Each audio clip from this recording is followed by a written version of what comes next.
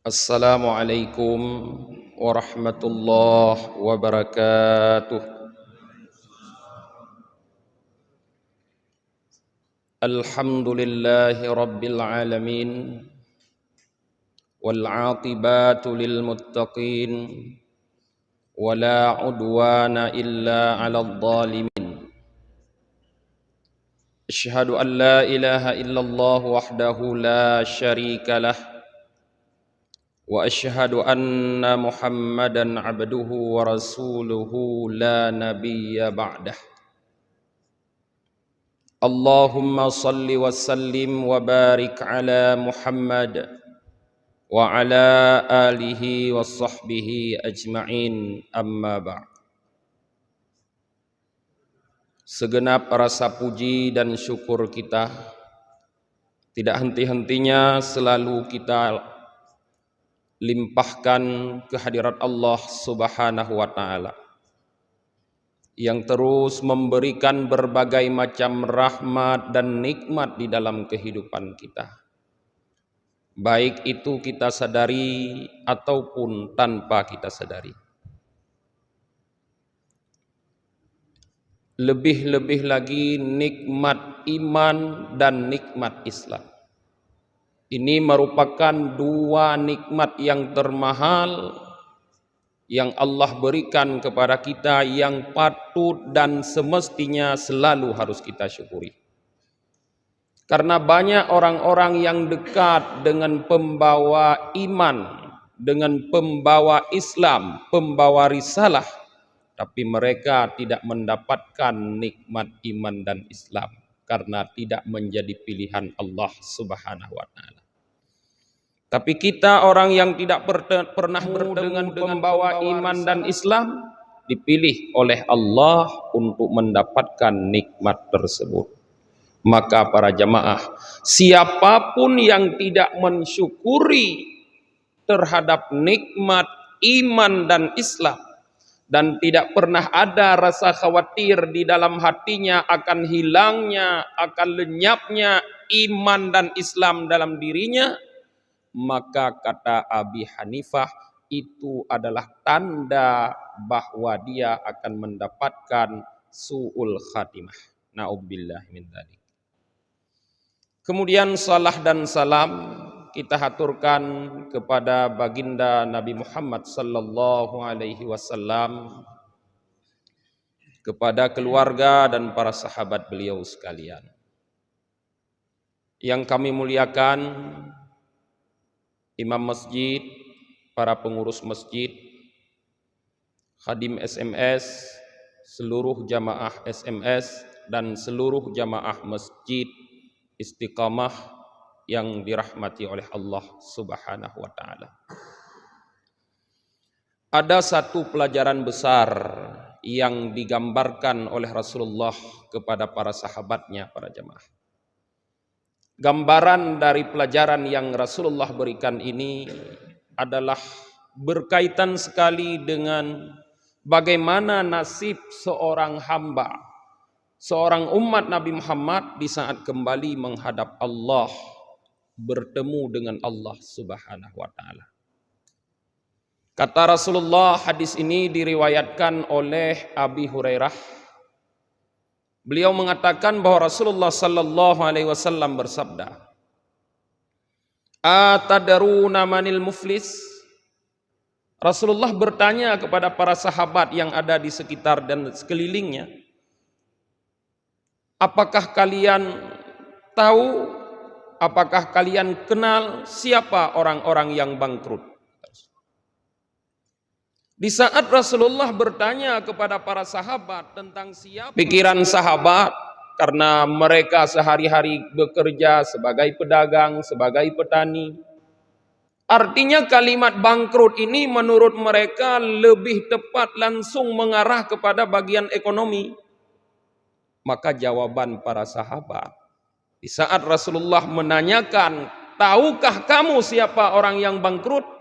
Mereka mengatakan, "Al-muflisu fina man la dirhamalah wala mata." Wahai Rasulullah, Kalau menurut kami, orang yang bangkrut itu adalah orang yang tidak punya dirham, tidak punya uang, dan tidak punya harta sama sekali. Itulah orang yang bangkrut menurut kami. Wajar para sahabat. Dan kalau pertanyaan itu pun mungkin ditanyakan kepada kita, seperti itulah jawaban kita. Karena menurut kita juga orang yang bangkrut adalah orang yang melakukan satu kegiatan usaha dengan menanamkan modal sekian, tapi pada akhirnya usaha yang dilakukan itu bukan cuma berjalan di tempat, tapi mundur, yang membuat semua modal yang ditanam oleh dia hangus, habis, bahkan mungkin aset-aset yang lain pun harus dijual untuk menutupi kerugian tersebut. Itulah orang yang bangkrut, dan inilah pandangan para sahabat.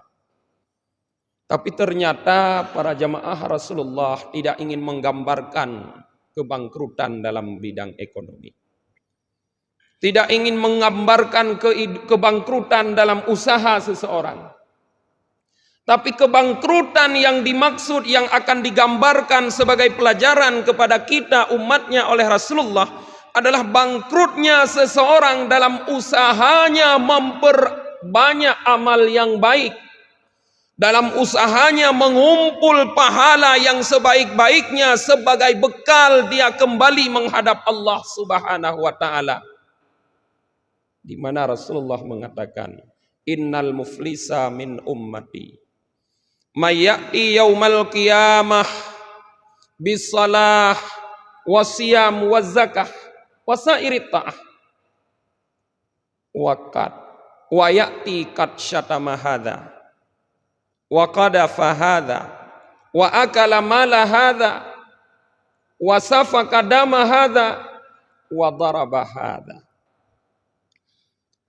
Kata Rasulullah, orang yang bangkrut dari kalangan umatku, kata Rasulullah, adalah orang-orang yang datang menghadap Allah dengan membawa pahala salat yang begitu banyak, dengan membawa pahala puasa yang begitu besar, dengan membawa pahala zakat dan pahala-pahala ibadah ketaatannya yang lain.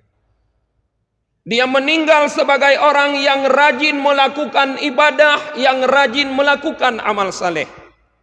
Meninggal dalam keadaan seperti itu menghadap Allah Subhanahu wa taala.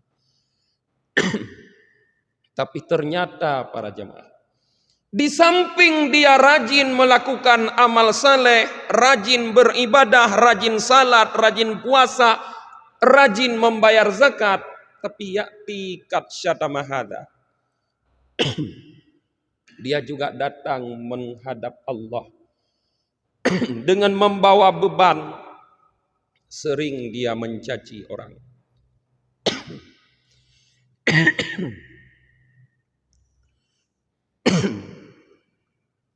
Sering dia menuduh orang. Sering dia memakan harta orang. Sering menumpahkan darah orang dan sering memukul orang. Di dalam satu sisi dia adalah sebagai hamba yang taat di dalam beribadah kepada Allah. Artinya mempunyai hubungan yang baik dengan Allah Subhanahu wa taala selaku Khalik penciptanya. Tapi di sisi lain hubungan sosialnya penuh dengan lumuran dosa, penuh dengan kejahatan.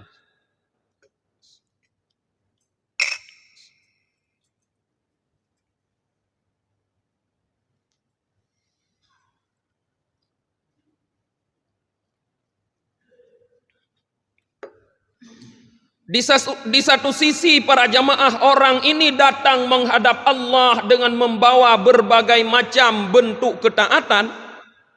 Tapi di sisi yang lain, dia datang menghadap Allah dengan dosa-dosa sosial yang sangat banyak.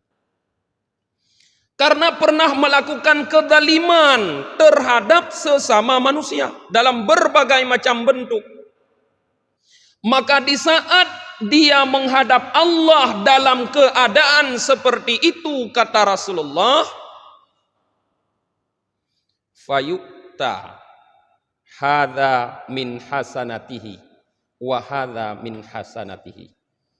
Maka Allah panggillah orang-orang yang pernah dizaliminya, yang pernah hartanya dia makan, yang pernah dia caci, dia maki, dia jelek-jelekkan, dia fitnah, dia tuduh, yang pernah dia pukul.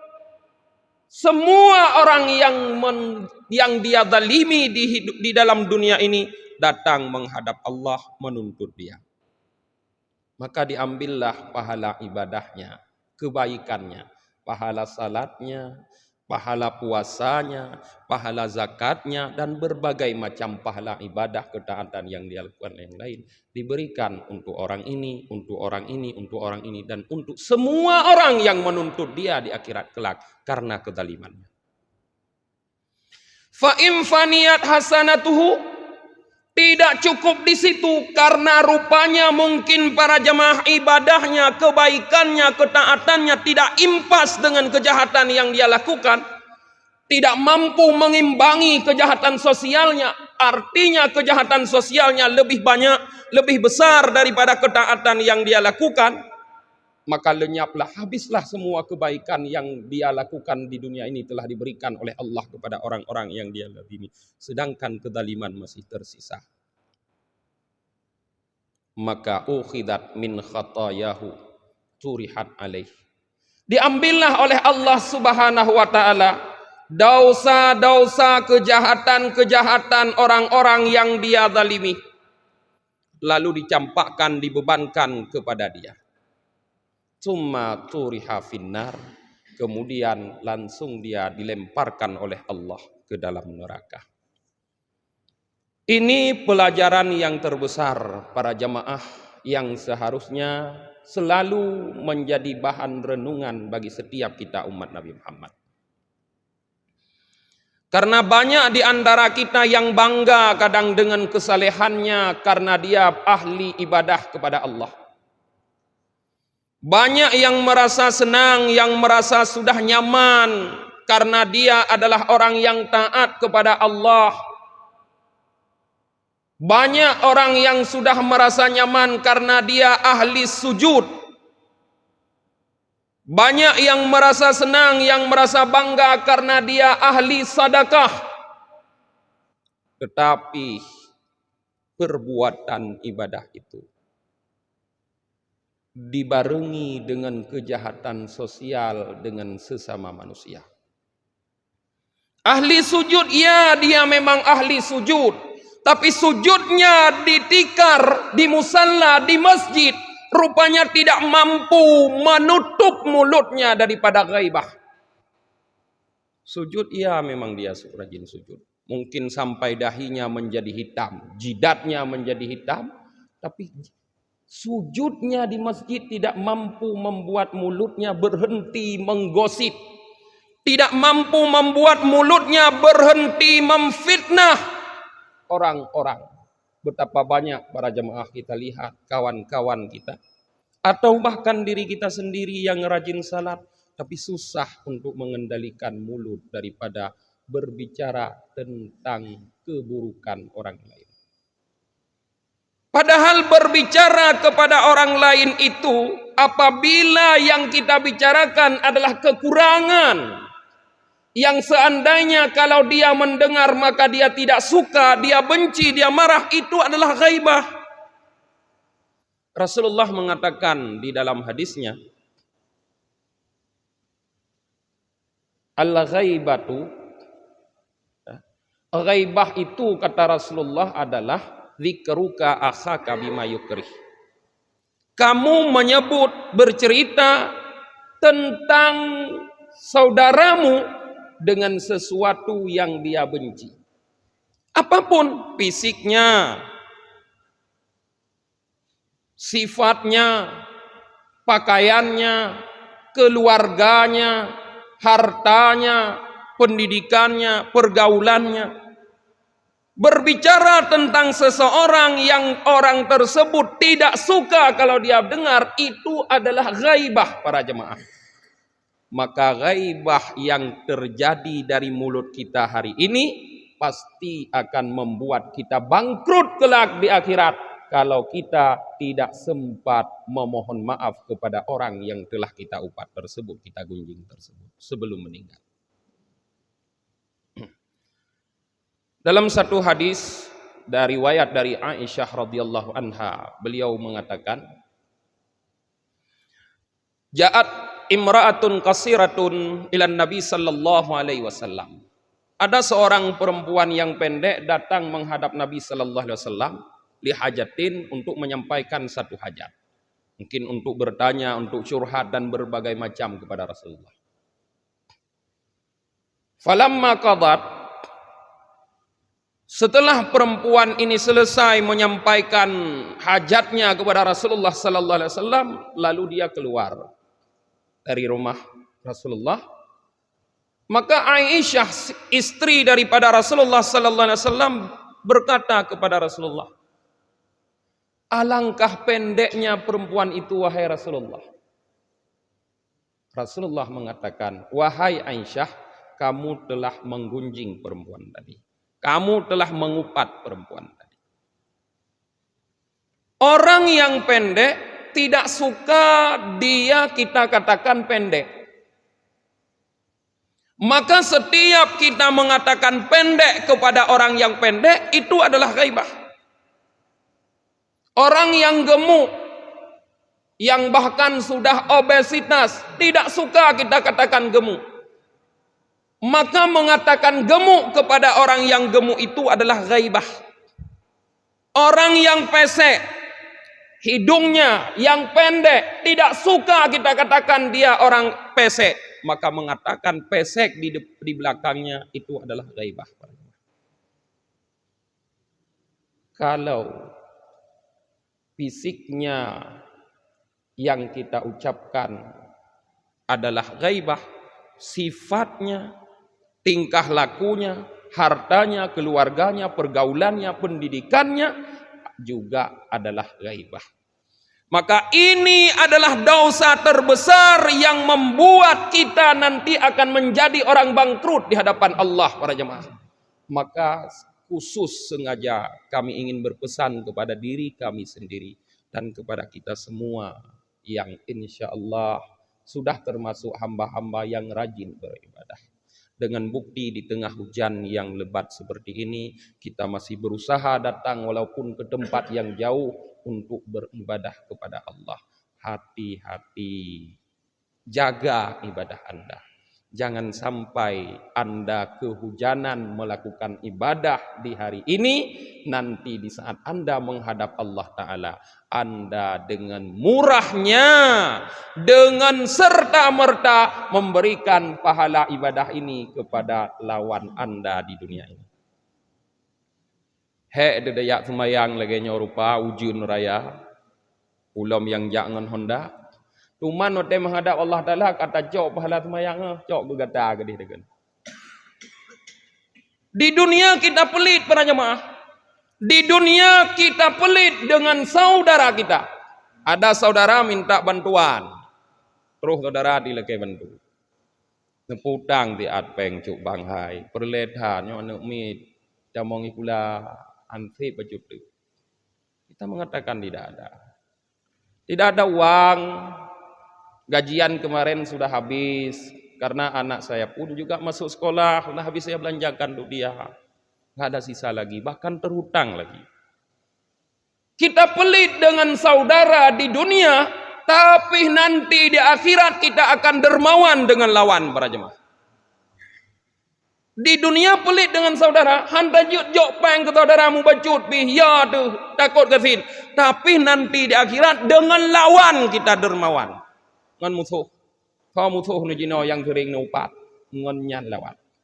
Maka hati-hati, ini tahun politik sudah dekat. Pemilu sudah dilaunching oleh KPU Pusat para jemaah.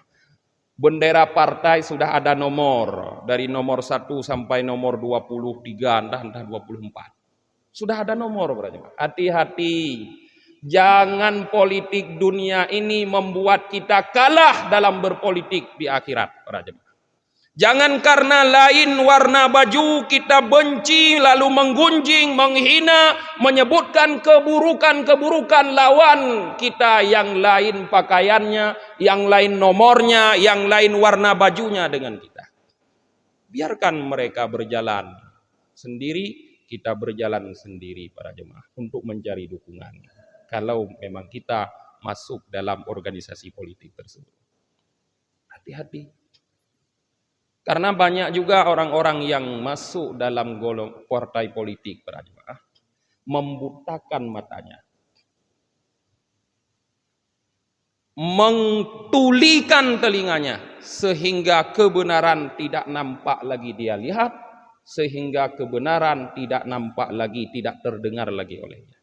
Maka kebenaran menurut dia adalah apa yang ada di dalam organisasinya, di dalam partainya. Semua yang di luar itu adalah salah. Ini yang sikap yang paling berbahaya para jemaah. Hati-hati. Itu akan membuat kita bangkrut di akhirat kelak. Ini baru satu yang kita bahas para jemaah. Masih ada di mulut. Belum lagi dengan anggota tubuh yang lain, padahal anggota tubuh yang biasa melakukan kedurhakaan kepada Allah Subhanahu wa taala, yang biasa melakukan dosa kepada Allah bukan cuma mulut, tetapi telinga dengan pandangannya menangkap gambar-gambar yang tidak baik. Telinga dengan pendengarannya menangkap bunyi-bunyi yang tidak baik.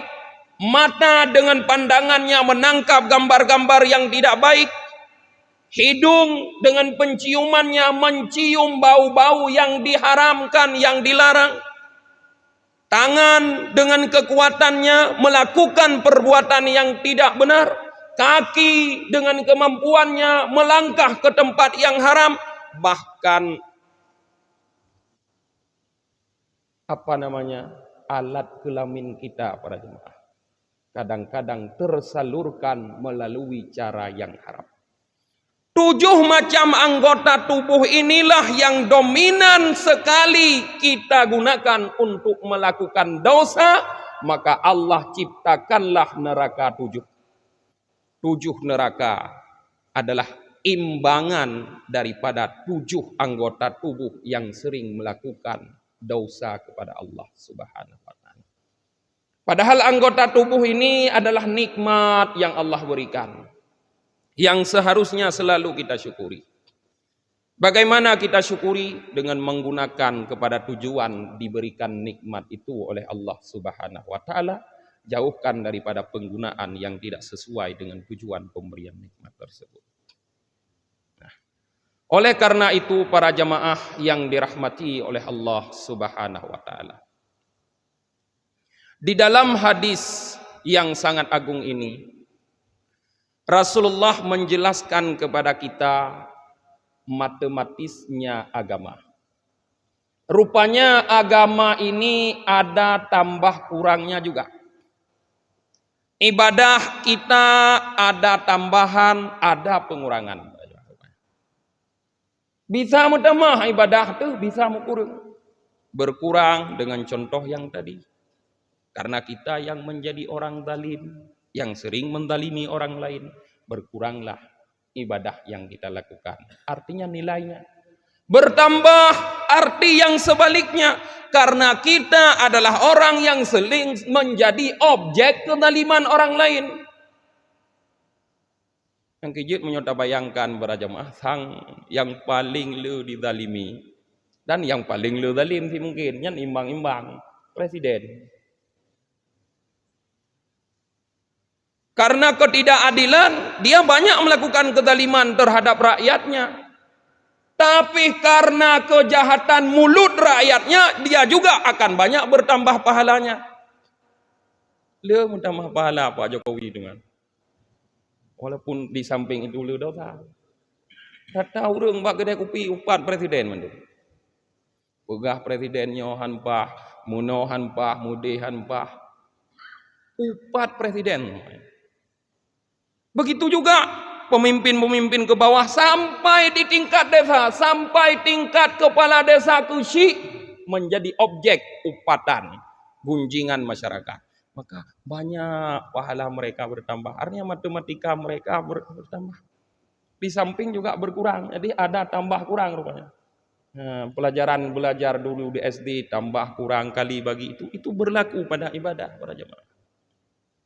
Nah, kalau kita sudah melakukan dosa sosial seperti contoh tadi para jemaah, dan kita yakin pasti dosa sosial itu akan menguras ibadah kita, bahkan bisa membuat ibadah kita habis, maka camkan para jemaah sebuah hadis peringatan dari Rasulullah, di mana Rasulullah mengatakan,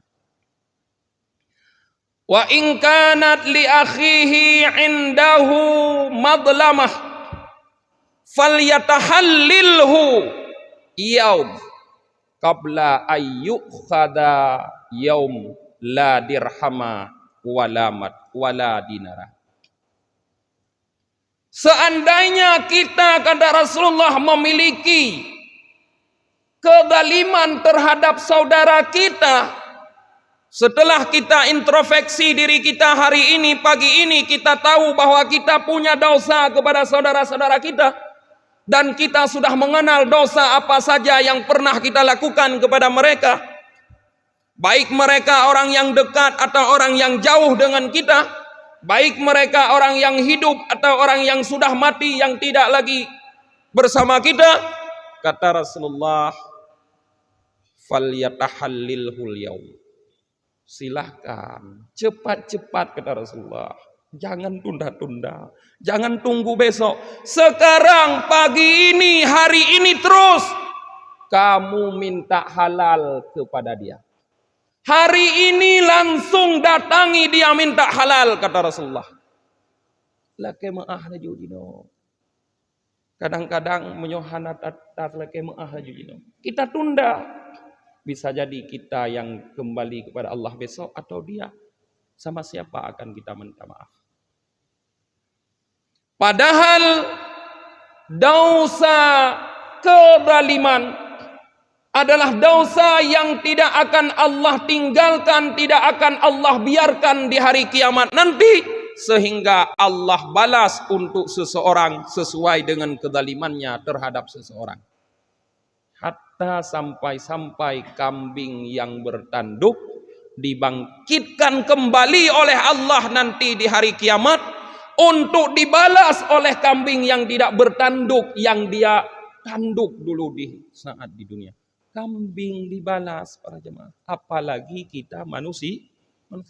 Getanya manusia mukallaf yang dibebankan hukum di Allah. Kameng yang kan mukallaf yang hana hukum sapu ke kameng gebalah oleh Allah. Ulam getanya. Nah, maka ingatlah. Mungkinkah kita selamat dari tuntutan itu? Tidak. Kalau tidak berusaha untuk minta maaf, maka tidak akan selamat.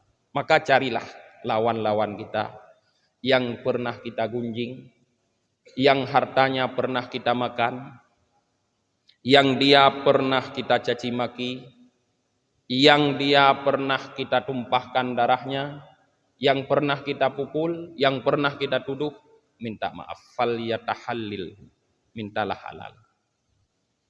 Tapi kalau kita tidak mampu, bisa jadi karena orang itu sudah duluan meninggalkan kita setelah kita gunjing. Luh dah pegah kamu meninggal. Atau bahkan yang sudah meninggal kita gunjing. Karena kita kadang-kadang bukan cuma orang hidup kita gunjing, orang meninggal kita gunjing. Padahal ada depunya hanapak kula kemah. Tegedi dan taubat hanapat lagi kemah, tapi mantang dah gunjing sit. Mantang taubat urang yang kamu meninggal. Nah, cari minta maaf. Kalau tidak bisa, falyuraji' ilallahi ta'ala bil istighfar wa ibtihal. Maka kembalilah kamu kepada Allah. Bertaubatlah kepada Allah dari perbuatan itu. Tinggalkan kedaliman-kedaliman dalam bentuk apapun terhadap manusia. Sesali perbuatan tersebut, beristighfarlah, mohonlah ampun kepada Allah. Supaya Allah membuat lawan kita, orang-orang yang kita gunjing di dunia, yang kita tidak sempat minta maaf kepada dia, atau kita tidak mungkin minta maaf kepada dia, Allah buat nanti dia ridha kepada kita, tidak menuntut kita. Bisa? Bisa para jemaah. Allah itu muqallibal qulub, yang membolak-balikkan hati. Jut kebalik-balik hati oleh Allah. Uronya bengek, hari ini dia benci sama kita. Dia tidak senang sama kita karena hartanya kita makan. Karena mungkin tanahnya kita rampas, karena asetnya kita rampas. Karena dia sering kita hina, sering kita caci, karena kita pernah tuduh dia. Karena keluarganya mungkin pernah kita tumpahkan darah, tidak senang. Tapi kalau kita terus kembali kepada Allah, merajuk di hadapan Allah Subhanahu wa taala, bisa Allah balikkan hatinya dari benci menjadi sayang. Di dalam kitab Sirajut Talibin karya Syekh Ihsan Muhammad Dahlan Al-Jampesi, orang Kediri para jemaah, syarah kitab Minhajul Abidin karya Imam Al-Ghazali, Syekh Ihsan mengutip sebuah hadis di mana hadis itu diriwayatkan oleh Anas bin Malik. Anas bin Malik mengatakan, kami melihat Rasulullah sedang duduk tertawa sendiri. Dekem Rasulullah, sampai terlihat gigi beliau. Maka sahabat Umar memberanikan diri bertanya kepada Rasulullah, "Ya Rasulullah, ma yadhakuka?" Wahai Rasulullah, apa yang membuat engkau tertawa? Kijut dekem nudhat, punah kejadian ya Rasulullah. Rasulullah mengatakan, "Rajulani min ummati jasya min indillah." Aku melihat wahai sahabat Umar, ada dua pemuda, ada dua orang laki-laki dari kalangan umatku yang sedang bersimpuh di hadapan Allah Subhanahu wa taala. Sedang dihisab oleh Allah, sedang diperiksa amalnya. Faqala talib, maka orang yang menuntut berkata, "Ya Allah, berikan hari ini hakku terhadap saudaraku ini. Karena saudaraku dulu di dunia pernah mendalimiku." Maka Allah berfirman kepada orang yang mendalimi, kepada orang zalim, "Hai matlub, hai orang yang dituntut," kata Allah, "saudaramu yang dulu pernah kamu dalimi, dia hari ini meminta haknya, maka berilah kebaikanmu kepada dia." Lalu orang yang zalim yang dituntut ini berkata, "Ya Allah, ma yabqa min hasanati." Tidak ada lagi sisa kebaikanku ya Allah. Lalu Allah berfirman kepada yang menuntut, "Wahai orang yang menuntut, tidak ada lagi yang bisa diberikan oleh saudaramu yang kamu tuntut hari ini. Lalu apa yang akan kamu tuntut?" Dia berkata, "Wahai Allah, kalau dia tidak bisa memberikan kebaikannya kepadaku, maka hari ini aku minta kepada engkau, ambil dosa-dosaku, bebankan kepada dia." Lalu Allah berfirman kepada orang yang menuntut ini, "Kum fandur ilal jannah." Coba kamu bangun, angkat kepalamu, kata Allah. Karena duduk di hadapan Allah itu merunduk, tidak bisa mengangkat kepala. Kata Allah, "Coba kamu bangun, angkat kepalamu, lihatlah ke dalam surga." Lalu orang yang menuntut ini, artinya orang yang didalimi di dunia, dia melihat ke dalam surga. Dia lihat di dalam surga ada istana-istana besar, kebun-kebun yang sangat indah, berbagai macam nikmat yang belum pernah terlihat. Lalu dia bertanya kepada Allah, "Ya Allah, li nabiin aina hadza?" Untuk nabi mana yang kamu sediakan ini? Untuk orang siddiq mana kamu sediakan ini? Untuk orang syahid mana kamu sediakan nikmat ini ya Allah? Kata Allah, "Liman lahu saman." Bukan hanya untuk nabi, kata Allah. Bukan cuma untuk orang yang syahid, bukan cuma untuk orang yang siddiq, tapi semua orang yang bisa membayar karcisnya, yang bisa membayar harganya, kata Allah, yang punya DP-nya, kata Allah. Kata orang yang menuntut ini, "Lalu siapa yang punya harga Allah? Siapa yang bisa membayarnya?" Kata Allah, "Engkau. Kamu bisa bayar." "Pakai apa ya Allah?" "Maafkanlah saudaramu," kata Allah. "Jangan kamu tuntut dia. Kalau kamu memaafkan saudaramu, maka surga itu milikmu." Maka langsung orang itu bangun berdiri dan mengatakan kepada Allah, "Ya Allah, hari ini semua dosa-dosa kedaliman yang dilakukan oleh saudaraku ini kepadaku sudah kumaafkan. Tidak lagi aku menuntut dia."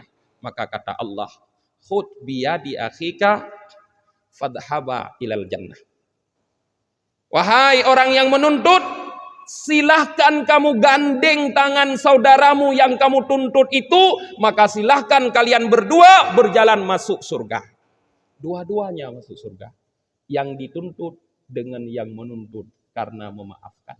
Kenapa bisa orang ini memaafkan? Inilah mukallibal qulubnya Allah. Allah balik hati dengan Allah perlihatkan nikmat surga kepada dia. Maka mudah-mudahan para jamaah, kami yakin kami sendiri dan kita semua tidak terlepas dari kezaliman yang dapat menghancurkan nilai ibadah kita pada hari ini. Maka yang penting dari itu semua, berhenti daripada kezaliman itu, kemudian perbaiki dengan meminta maaf, meminta halal kepada yang kita zalimi, atau kalau tidak bisa, kembalilah kepada Allah, bertaubatlah kepada Allah, mohon agar nanti di akhirat orang yang kita zalimi itu tidak menuntut kita, tidak mengambil pahala kita, bahkan dia memaafkan kita. Mungkin inilah tausiah singkat pada pagi yang berbahagia ini. Mudah-mudahan bermanfaat bagi kami sendiri dan kepada seluruh jamaah yang dirahmati oleh Allah. Kita tutup dengan hadanallah wa yakum ajmain. Assalamualaikum warahmatullahi wabarakatuh.